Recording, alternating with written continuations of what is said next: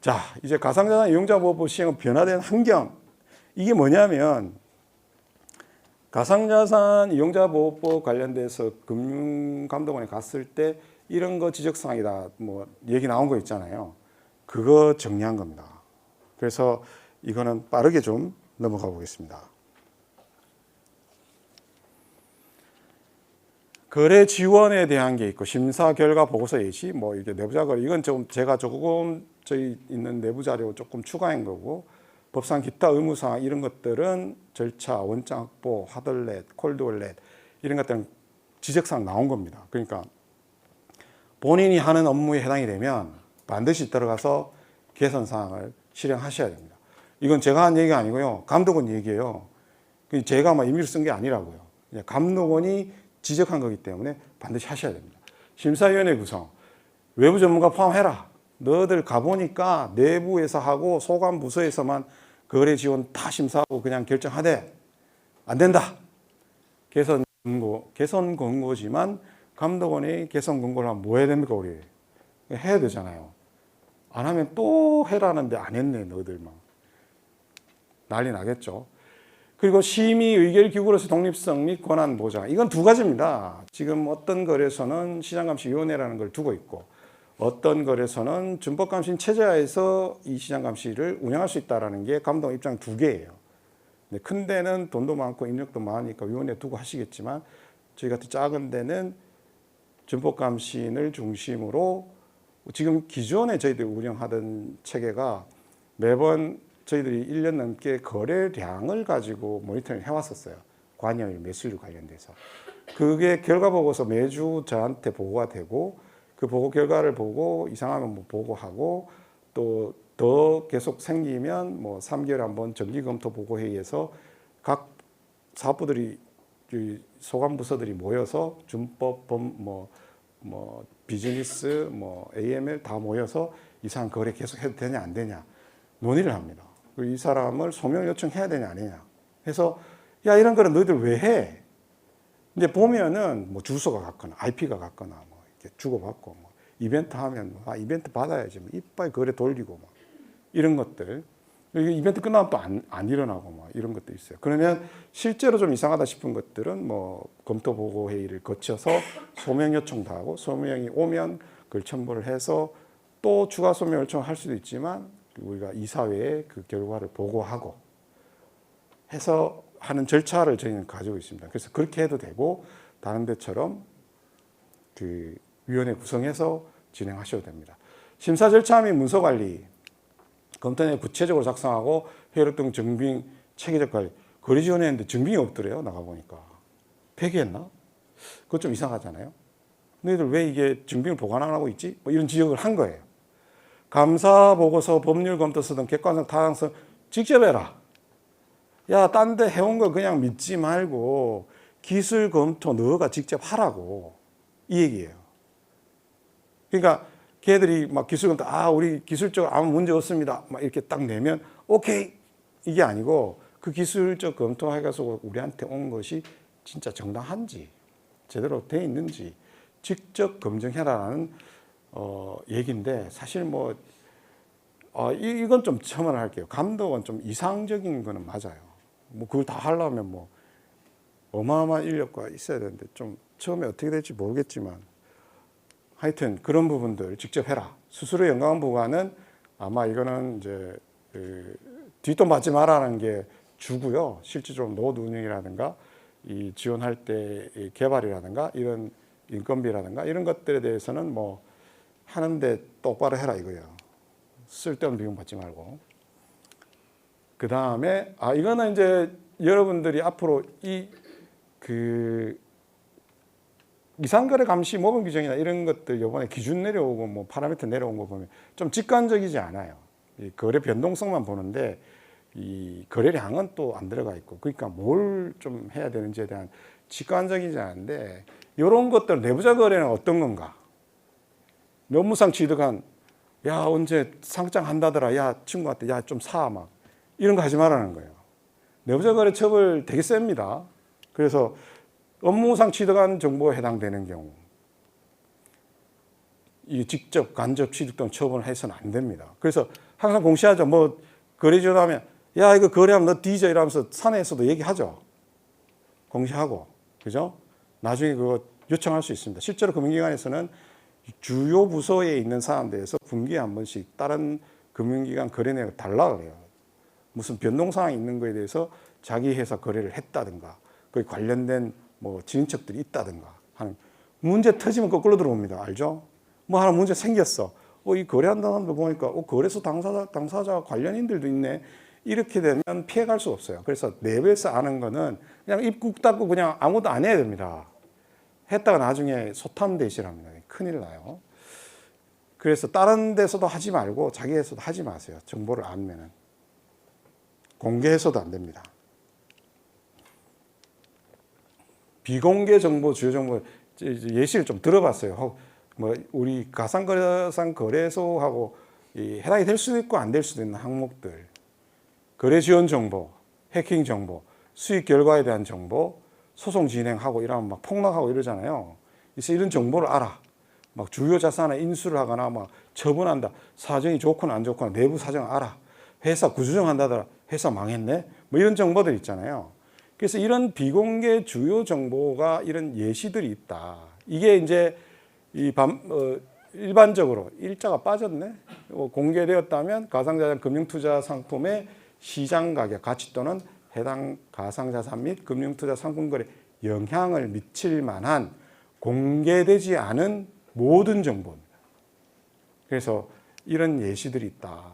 감사 결과 뭐 이런 것들도 있죠. 사실 감사 뭐 거절하면은 뭐 주식 같은 경우, 주식시장 같은 경우에는 거래 중단되고 막 이러잖아요. 이런 정보들, 이런 것들은 참고로 알고 계시면, 그리고 실제로 이상거래 모니터링 시스템 할 때 이런 걸 좀 대입해서 관리하시면 훨씬 좀 수월하게 이해할 수 있다.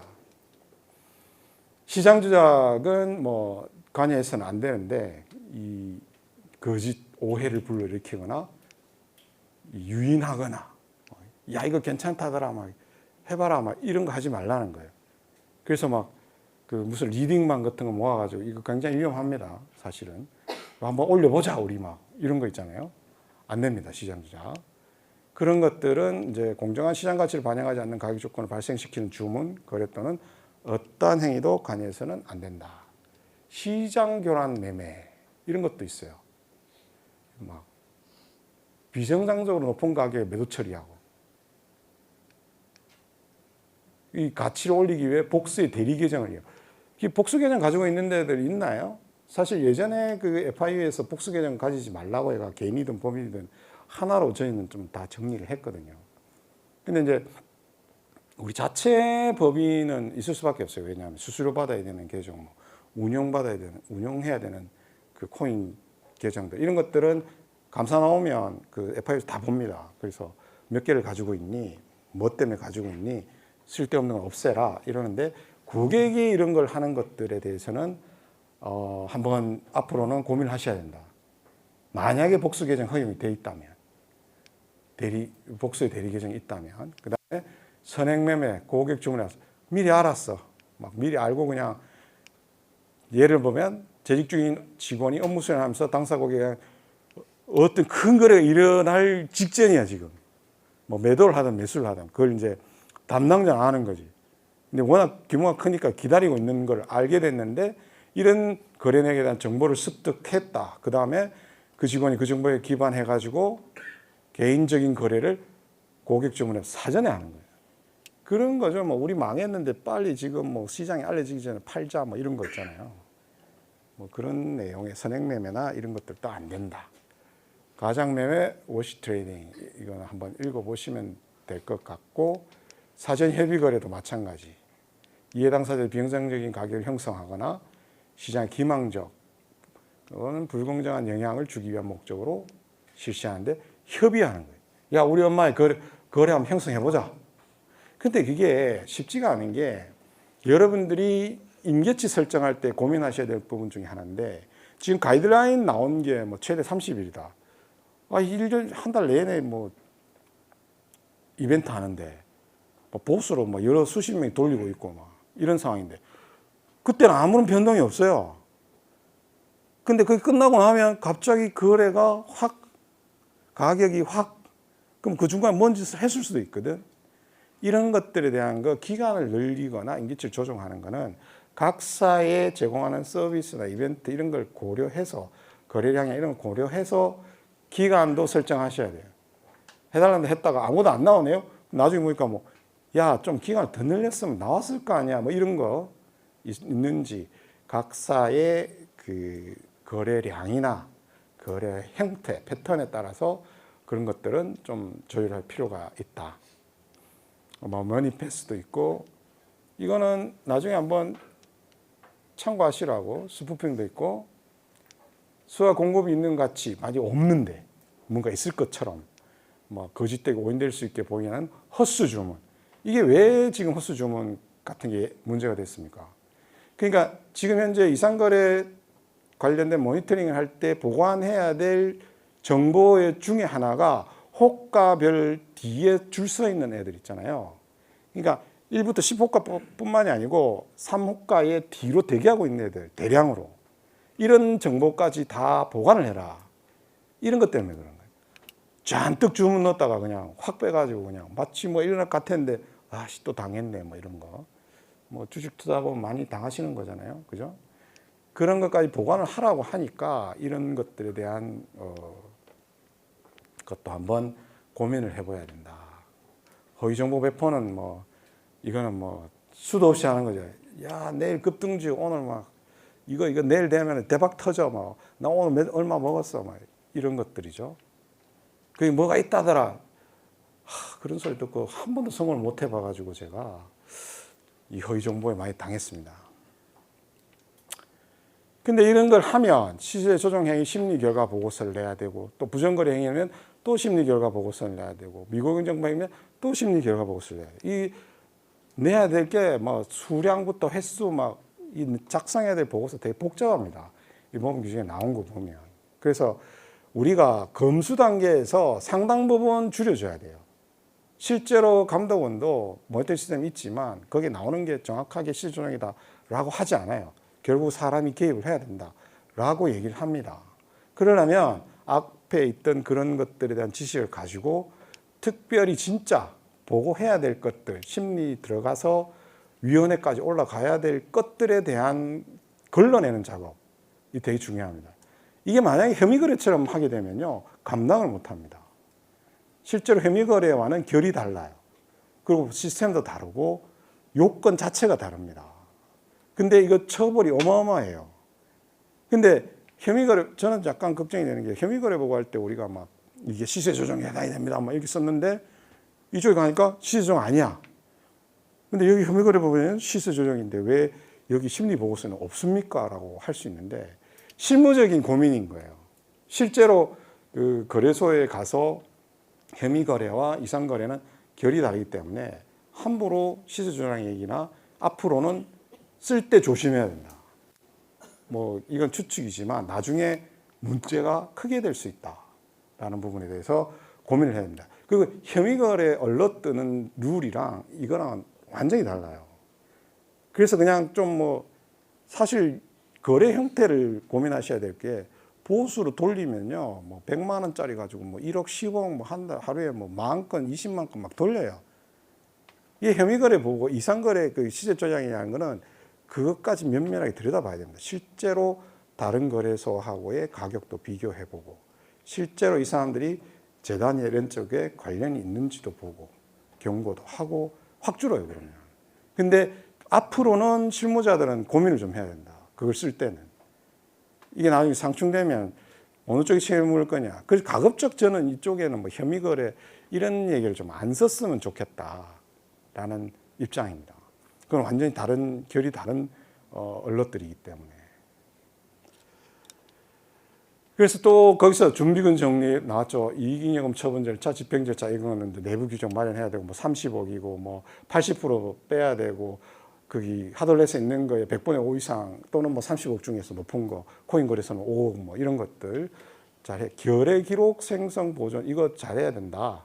입출금 차단 통지 이게 보통 우리가 사후에 통지하는 경우도 있는데 이게 미니멈이 그냥 가보니까 너들 뭐 일 터지고 난 다음에 통지하대? 막 이런 거죠. 현장 실사 가보니까.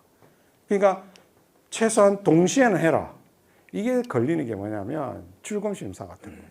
출금 심사 지금 막아놨는데 지금 얼른 딱 뜰 거 아니에요. 그냥 부지불식간에 우리가 전산이 장애가 일어난다거나 이런 것들은 사전에 알 수 있잖아요. 그러면 입출금을 막잖아요. 그럼 사전에 통지할 수 있잖아요. 그런데 이런 범죄와 관련된 모니터링을 한 실시간 모니터링을 한 입출금 심사에서 이게 떡하니 막혀, 야 입출금 못 막게 되는데 널 왜 막았어? 법 위반 아니야? 라고 하면 그것까지도 허용은 되는데 동시에 통지를 해라. 통지 문구도 중요합니다. 너씨 뒤졌어, 넌 막혔으니까 이렇게 쓰면 안 된다는 거예요. 그 문구 고민 많이 하셔야 된다. 너 이상한 놈이야 이렇게 쓰면 됩니까?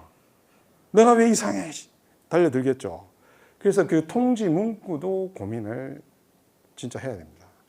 이게 쉽지 않은 일이에요. 차라리 야 그거 하지 마 이랬으면 야 그거 출근 시장 왜 막아? 뭐 하지 마 이러면 그냥 풀면 되거든요. 그럼 통지할 일도 없어요. 근데 또 그러기는 싫은 거지 감독기관. 그 이상한 거리 막겠다는데 굳이 뭐 법으로 그죠? 그런 상황이기 때문에 전산으로 동시에 나갈 수 있는 문구 만들어서 띄워줘야 됩니다. 보내줘야 돼요. 단순하게 팝업만 띄우면 안 된다는 거예요. 통지해라 이런 거지. 그냥 홈페이지에 게시하는 거 안 된다 이거예요. 실사 수행 자꾸 하니까 사업자 지급까지 다 합쳐가지고 하니까 막 금액이 많은 것처럼 보인다 이거지. 사업자 지급 제외하고 해라. 그건 뭐 당연한 얘기죠. 뭐 다 가지고 있을 거고 기말 시점에 실사 진행하는데 입증 절차 객관성 이거 하라는데 이거 돈 들거든요. 이거 작은 거래소는 이거 힘들어요. 회계법인에서 실사 매월 뭐 분기별로 해라 이러면은 돈 주고 해야 되는데 이걸 고려해라. 그래서 이제 해라라고도 아니고 고려해라라는데 고려하라 그러면 해야 되지 뭐 고려만 하면 되겠어요. 내부적으로 하고 있다라는 게 지적사항이니까 객관성이 담보되지 않았다는 거거든. 실사 주기 증빙 관련 일관되게 이행해야 된다. 실사 결과를 공시해라. 공시하는 거래소도 있습니다. 자기 우리 얼마를 보유하고 있다. 그죠? 그런 것들. 사업자 수량은 등 충분한 정보를 요거는 사업자 거고요. 요거는 고객 거고요. 이렇게 막 자세히 볼 수 있게 해라라는 거예요. 대충 뭉뚱그려 사지 말고 뭐 이런 거죠. 이게 이용자 보호법이기 때문에 그래요. 이용자를 보호해야 되니까. 이용자 거는 충분히 가지고 있다. 자산 범위 확정. 이거 해봤는데요. 이거 예전에 실사할 때 거래 종료 자산 이거 찾는 거 되게 어려워요. 그 막 안 맞아. 아무리 맞추려 해도 안 맞아 막. 근데 구석구석이 있어요. 찾아보면. 그 다 뒤져서 찾아내야 됩니다. 거래 종료 자산도 포함해서 이용자 자산 범위를 확정해라. 거래 종료됐다고 삭감 이거 안 됩니다. 동의서 받는데 난 그게 좀 사실 논란의 중에 하나인데 야, 나 탈회할 거야. 그럼 너 빼지도 못해. 막 가스비가 나가는 비용보다 더 드니까 이거 어떻게 해야 되냐. 나 그거 없애줘도 돼? 그럼 우리 그거 어떻게 합니까? 없애줍니까? 그거 안 돼요. 제가 볼 때는. 순전히 제 개인적인 생각입니다. 그거를 이 돈을 자기가 이제 누군가 먹을 수 있잖아요. 삭감하라고 했으니까 이 돈은 누구의 돈도 아니다가 아니에요. 근데 노후를 유증하게 되면 합법적인 절차가 필요합니다. 노후도 유지에 대한 비용이 들고 나가지도 못하고. 근데 우리는 이거 100원짜리 하나 남아 있는데 이것 때문에 노후도 유지해야 돼? 거래 종료했는데? 그럼 우리는 외국의 사례를 들고 들어와야죠. 금융기관 유지 보수 비용으로 처리한다든지 일괄로 우리가 비용 처리를 한다든지. 근데 그건 명확한 절차가 있어야 됩니다. 그래서 이렇게 하면 되겠습니까? 물어보는 게 제일 좋아요. 근데 이거는 내부 사고 위험성이 있어요. 삭감 이 말이 안 되거든요. 그렇다고 해서 이거를 소각하는 것도 아니잖아요. 그 남아 있는 거 그래서 소각할 수 있습니까? 안 돼요. 그죠? 그래서 이런 부분에 대한 명확한 절차를 마련해야 된다. 지역에서 기출금 대서나 고객 일시적으로 실제로 발생하나 봐. 이중출금 이미 나갔는데 돈은 원장사는 보이는 거야. 이거 남아있네? 한 번 더 빼, 막. 이런 사태는 막아야 된다. 이게 실제로 외부 서버에 이제 키를 보관하는 경우가 이런 게 있나 봐요. 위탁하거나 뭐 규제 리스크가 있고 사이버. 그래서 내놓은 게 이거예요. 자산가산 지가 직접 생성해라. 그것을 너희들이 외부에 위탁하지 마라. 자체 서버 단말 개인키 보관 저장 전자서명 해라. 남한테 맡기지 마라. 고양이한테 생산을 맡기지 마라. 뭐 이런 얘기죠. 독립적인 전자서명 이행수단 확보. 굉장히 콜드 월렛이나 하드렛 접근에 대한 거는 엄격하게 관리를 하고 있습니다. 굉장히 키도 다 분리가 되어 있어요. 막 몇 명이 가야 열리고 뭐 이런 상황이기 때문에 거래소에 충분히 그런 걸 감안해서 하고 있다라고 보고 편의상 외부에 맡기는 거는 안 된다. 그리고 거래대역 생산 수신지역 입력 뭐 이런 것들 콜드 월렛 관련 단말기 새로 만들고 이러더라고요. 뭐 지금 현재 남의 거 쓰고 막 이런 게 아니고 이 온라인이나 저장 매체 접근을 최소화시키고 개인키 분할 암호화 이런 것들은 뭐 연구소나 전산에서 알아서 할 거예요. 열심히. 대신 이런 게 있었다라고 알려주셔야 됩니다. 여기까지가 제가 준비한 강의고요. 길고 지루한 시간 강의 들어주셔서 고맙고 혹시 뭐 질문사항 있으시면 없으시면 여기서 마치겠습니다. 고맙습니다.